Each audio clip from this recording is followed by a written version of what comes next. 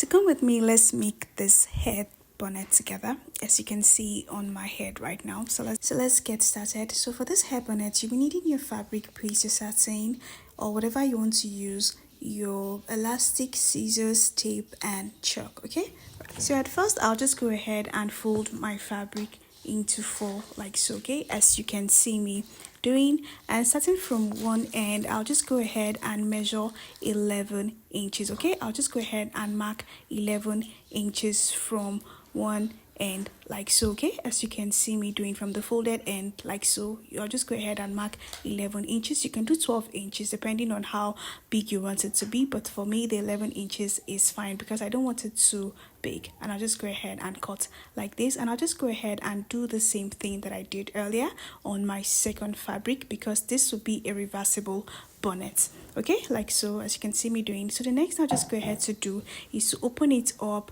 and I'll place it right side facing right sides of the two fabrics like this, as you can see me doing. And I'll just go ahead and sew it round, leaving a space of 2 inches for my turning allowance. So guys, I am done sewing it, and this is what we have. So using the space that I left for my turning, I'll just go ahead and turn it to the good face. I am done turning this to a good face, and the next thing for me to do is to create my elastic casing. So I'll just go ahead and mark 1/2 inch round like this, as you can see me doing. So I'm done marking this, or as you can see me marking this. So I am done marking this, and I'll just go ahead and sew it. Okay, so I'm done sewing this, and this is what we have. So using the space, I'll be passing my elastic through this space. Okay, now to know the length of the elastic to use, you just go ahead and measure round your head. Okay, and whatever you have, that is what you will use as the length of your elastic. So using my safety pin, I'll just go ahead and pass the elastic